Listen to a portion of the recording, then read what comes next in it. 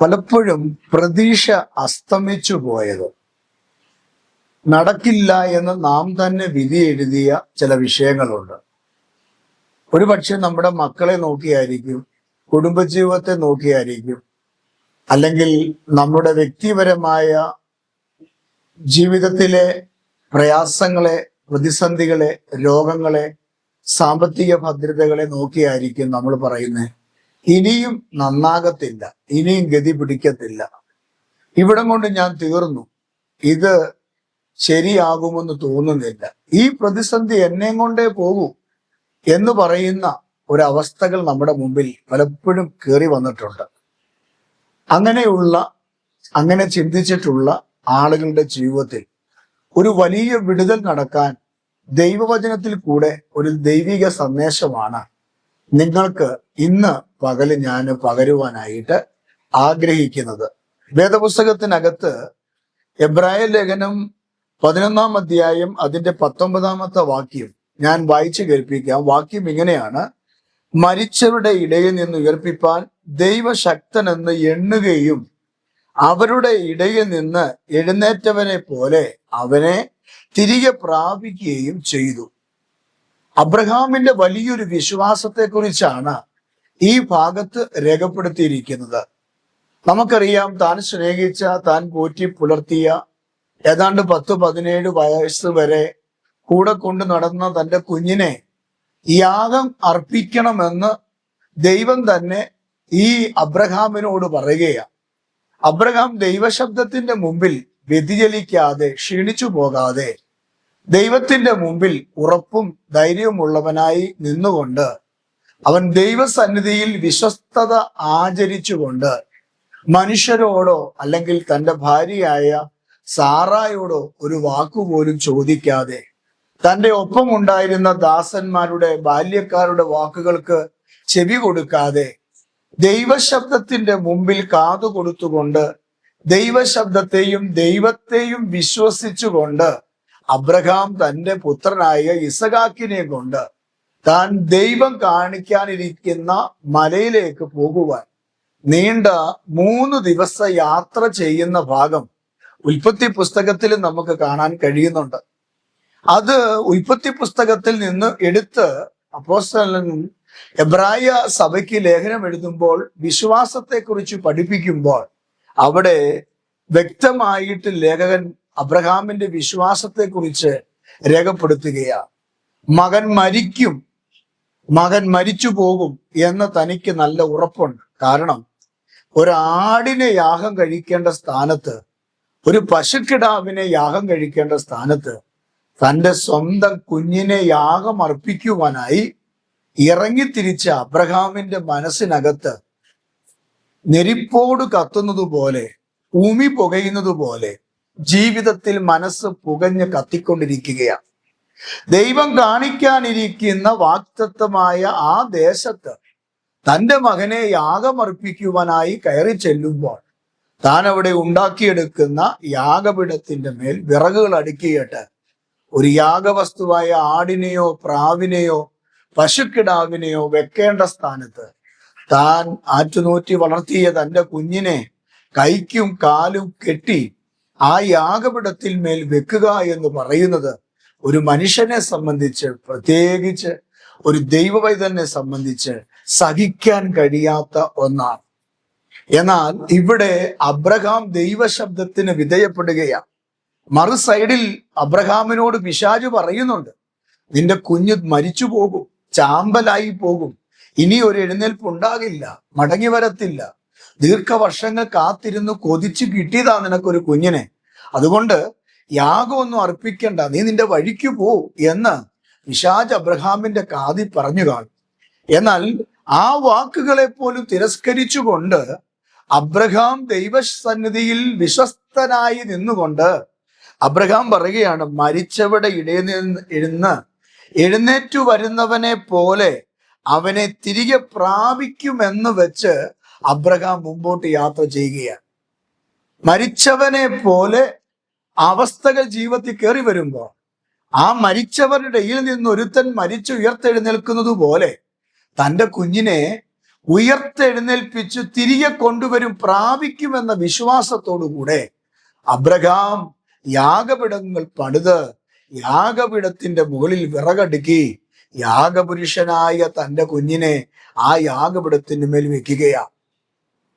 എന്നാൽ അല്പം കഴിയുമ്പോൾ ആ മനുഷ്യൻ കത്തി കൊണ്ട് തന്റെ കുഞ്ഞിനെ കൊന്നത്, ആ ശേഷമായ മാംസം തീക്കകത്തിട്ട് വെന്ത് ചാമ്പലാക്കി കഴിയുമ്പോൾ ആ ചാമ്പലായി കിടക്കുന്ന ആ സാഹചര്യത്തിനകത്തു നിന്ന് പുറത്തു വരുവാൻ കഴിയത്തില്ലെന്ന് അബ്രഹാമിന്റെ സ്വാഭാവിക ചിന്തയിൽ തന്നെ ഭയങ്കരമായി ഭരിക്കുന്നുണ്ട്. അപ്പോൾ തന്നെ തന്റെ മനസ്സ് വ്യാകുലപ്പെട്ടുകൊണ്ടിരിക്കുകയാണ്. എന്നാൽ അവിടെ വിശ്വാസത്തിന്റെ തളികയിൽ നിന്നുകൊണ്ട് അബ്രഹാം യാഗം നടത്തുകയാണ്.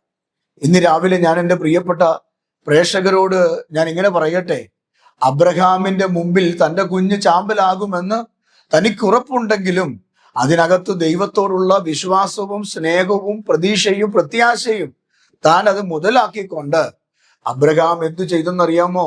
ദൈവത്തെ വിശ്വസിച്ചുകൊണ്ട് തൻ്റെ കുഞ്ഞിന്റെ മുമ്പിൽ യാഗപീഠത്തിനു വേണ്ടി ആ യാഗപീഠ കല്ലുകൾ അടുക്കി വെച്ചിട്ട് അതിന്റെ മുഖത്ത് വിറകടുക്കി വെച്ച് കത്തിയെടുക്കുവാൻ അപ്പൻ തയ്യാറായി. തൻ്റെ കുഞ്ഞിന്റെ കൈയും കാലും കെട്ടി ആ യാഗപീഠത്തിന്മേൽ കിടത്തി കത്തിയെടുക്കുമ്പോഴാണ് സ്വർഗത്തിലെ ദൈവം ഇടപെട്ടത്. തക്ക സമയത്ത് ദൈവം ഇടപെട്ടു.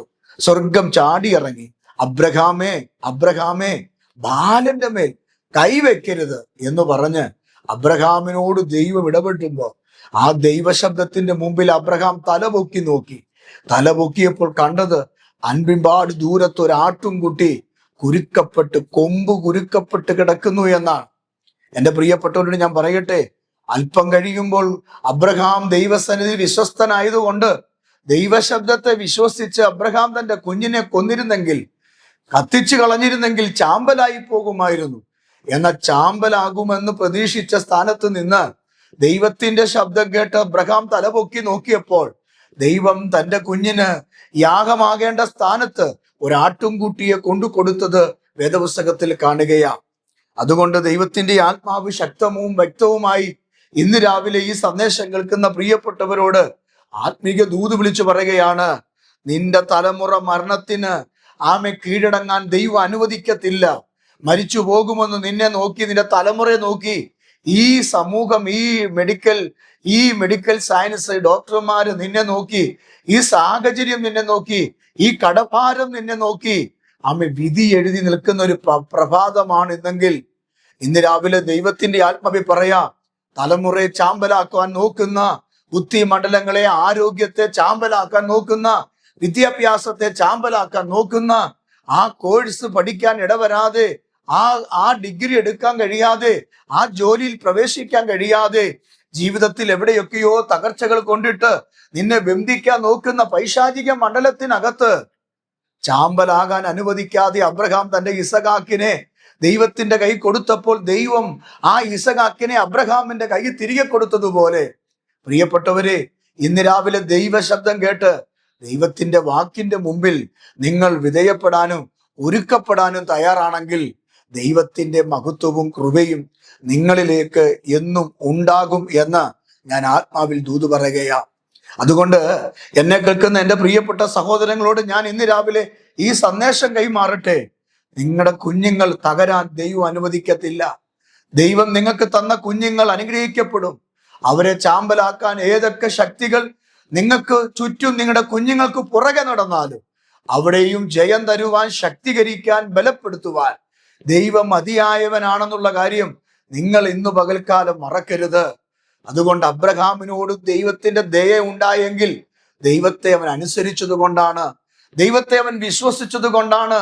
നിങ്ങളും ദൈവത്തെ വിശ്വസിക്കാനും ദൈവത്തെ അനുസരിക്കാനും ദൈവസന്നിധി വിധേയപ്പെടുവാനും നിങ്ങൾ തയ്യാറായാൽ നിങ്ങളുടെ വിഷയത്തിനകത്തൊരു നീക്കുപോക്ക് തന്ന് നിങ്ങളുടെ കുടുംബത്തെ അനുഗ്രഹിച്ച് നിങ്ങളുടെ കുഞ്ഞുങ്ങൾക്ക് വേണ്ടി പുതിയ വഴികളും വാതിലുകളും ദൈവം തുറന്ന് മുടങ്ങിപ്പോയ വിദ്യാഭ്യാസം പൂർത്തീകരിക്കാൻ, മുടങ്ങിപ്പോയ വിവാഹം നടക്കാൻ, മുടങ്ങിപ്പോയ ആ ജോലി മേഖലകൾ മെച്ചപ്പെടുത്താൻ, മുടങ്ങിപ്പോയ സന്തോഷവും സമാധാനവും ദൈവം നിങ്ങൾക്ക് തിരികെ തരാൻ ഇസഹാക്കിനെ അബ്രഹാമിന് തിരികെ കൊടുത്തതുപോലെ ദൈവം നിങ്ങൾക്കും നിങ്ങളുടെ തലമുറയെ തിരികെ തന്ന് സന്തോഷത്തോടും സമാധാനത്തോടും കൂടെ നിങ്ങൾ ജീവിക്കുന്ന ഒരു കാലമുണ്ട് എന്ന് ഞാൻ ആത്മാവിൽ പ്രവചിക്കുകയാണ്.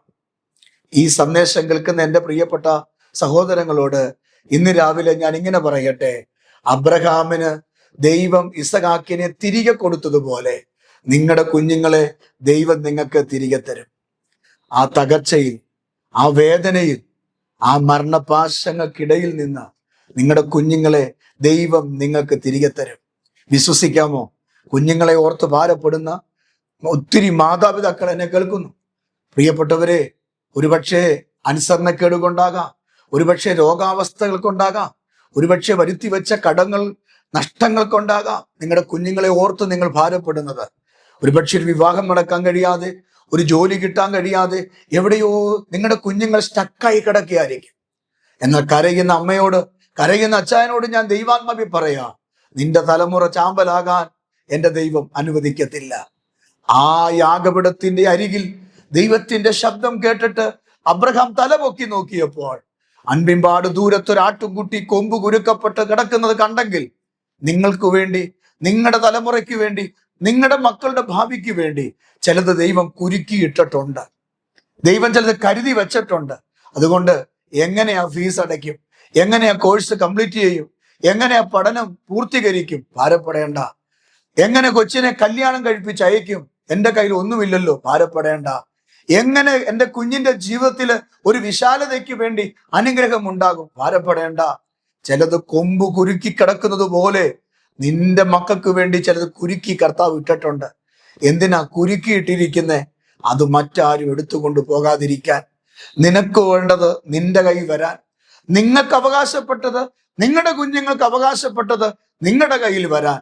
അത് ഒരു മനുഷ്യനും ഒരു ശക്തിയും അപകരിച്ചു കൊണ്ടുപോകാതിരിക്കാൻ അതിനെ കുരുക്കിയിട്ടെങ്കിൽ ഇസഹാക്ക് മരിക്കേണ്ട സ്ഥാനത്ത്, ഇസഹാക്ക് ചാമ്പലാകേണ്ട സ്ഥാനത്ത് ദൈവത്തിന്റെ ആത്മാവ് ഞാൻ പറയാം, ആമേൻ, ഒരു ആട്ടുംകുട്ടിയെ ദൈവം കരുതി വെച്ചതുപോലെ നിങ്ങളുടെ കുഞ്ഞുങ്ങൾ തകരേണ്ട, പരാജയപ്പെടേണ്ട, നാണം കെട്ടുപോകേണ്ട സ്ഥാനത്ത് ഒരു ആട്ടുംകുട്ടിയെ ദൈവം കരുതി വെച്ചിട്ടുണ്ട്. അത് കാൽവറിയിലേക്ക് നോക്കൂ. ആ കർത്താവ് ക്രൂശിൽ കിടക്കുന്നത് കാണൂ.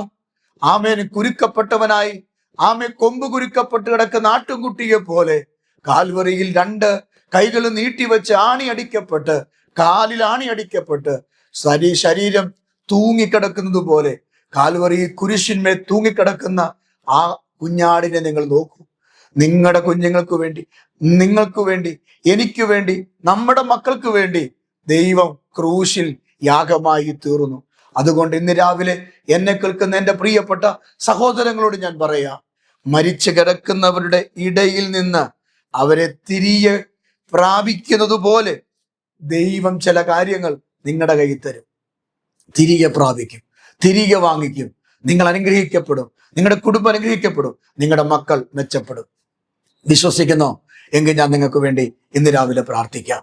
പരിശുദ്ധ കർത്താവേ, ഇന്ന് രാവിലെ ഈ സന്ദേശം കേട്ട എൻ്റെ പ്രിയപ്പെട്ടവർക്കായി പ്രാർത്ഥിക്കുന്നു. കുരുക്കപ്പെട്ട് കിടക്കുന്ന അവസ്ഥയിൽ കർത്താവെ, കഷ്ടപ്പെടുന്ന ജീവിതങ്ങളുടെ വിഷയങ്ങൾക്ക് നടുവിൽ ദൈവത്തിന്റെ പദ്ധതിയും ദൈവത്തിന്റെ കൃപയും കർത്താവ് അയച്ച് യേശുവിന്റെ നാമത്തിൽ അനുഗ്രഹത്തോടെ, കൃപയോടെ നിന്റെ മക്കൾ അനുഗ്രഹിക്കപ്പെടാൻ ഇന്ന് രാവിലെ ഈ മക്കളെ അനുഗ്രഹിക്കണേ. മക്കളെ ചൊല്ലി ഭാരപ്പെടുന്നവരുണ്ട്, ജോലിയില്ലാതെ ഭാരപ്പെടുന്നവരുണ്ട്, മക്കളുടെ വിവാഹപ്രായമായിട്ടും കർത്താവെ കുഞ്ഞുങ്ങളുടെ വിവാഹം നടക്കാതെ ഭാരപ്പെടുന്ന മാതാപിതാക്കളുണ്ട്. കർത്താവെ, വിവാഹം നടക്കാതെ ഭാരപ്പെടുന്ന സഹോദരങ്ങൾ ഇന്ന് രാവിലെ എന്നെ കേൾക്കുന്നുണ്ട്. ജോലിയില്ലാതെ ഭാരപ്പെടുന്നവർ, സാമ്പത്തിക ഞെരുക്കം അനുഭവിക്കുന്നവർ, കർത്താവെ കുറെ മാസങ്ങളായി ജീവിതത്തിൽ ഞെരുക്കം അനുഭവിക്കുന്ന, ഇല്ലായ്മ അനുഭവിക്കുന്ന, ശൂന്യത അനുഭവിക്കുന്ന പ്രിയപ്പെട്ടവർ ഇന്ന് രാവിലെ എന്നെ കേൾക്കുന്നു. യേശുവേ, അവരുടെ അവസ്ഥയ്ക്ക് മാറ്റം വരുത്തണേ. യേശുവേ, അവരുടെ സാഹചര്യങ്ങൾക്ക് വ്യത്യാസം വരുത്തണേ. യേശുവേ, ഈ കുടുംബത്തെ ദൈവം വിടുവിക്കണമേ. യേശുവേ, അവിടുത്തെ സാന്നിധ്യം കൊണ്ട് ഈ മക്കളെ മറയ്ക്കണമേ.